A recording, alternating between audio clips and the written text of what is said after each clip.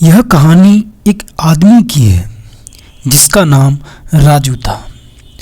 राजू ने बचपन से ही गरीबी में बिताया था, लेकिन उसके दिल में एक अद्वितीय सपना था, अपने और अपने परिवार के लिए बेहतर जीवन बनाना। राजू के पास कोई खास शिक्षा नहीं थी, लेकिन उसके पास जीवन के प्रति विश्वास था। उसने अपनी मेहनत और संघर्ष के साथ एक छोटी सी दुकान खोली, जिसमें वह छोटे वस्त्र बेचता था।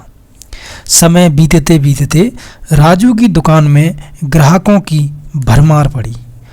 उसने अपने व्यवसाय को बढ़ा दिया और नए आइडियों के साथ अपनी दुकान को बढ़ाया।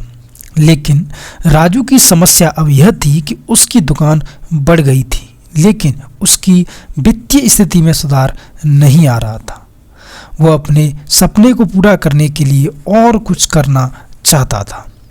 राजू ने एक दिन वित्तीय सलाहकार से सलाह ली और एक वित्तीय योजना बनाई। उससे एक निवेश के रास्ते पर कदम रखा और अपने व्यवसाय को और आगे बढ़ाया। अब तो राजू दिन दूनी रात चौगुनी तरक्की कर रहा था। समय बीतते बीतते राजू का व्यवसाय अच्छा बढ़ा और उसके परिवार की आर्थिक स्थिति सुदृढ़ हुई और उसके परिवार का जीवन बेहतर हुआ।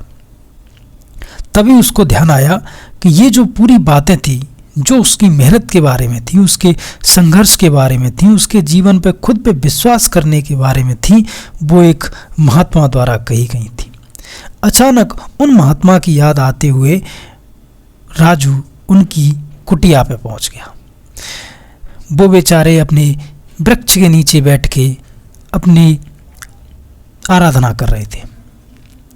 तभी राजू ने उनके पैरों में कुछ रुपए की पोटली रखी और कहा, गुरुदेव, आपकी सलाह से आज मेरा परिवार सुखी संपन्न है और मैं एक अच्छा जीवन व्यतीत कर रहा हूँ।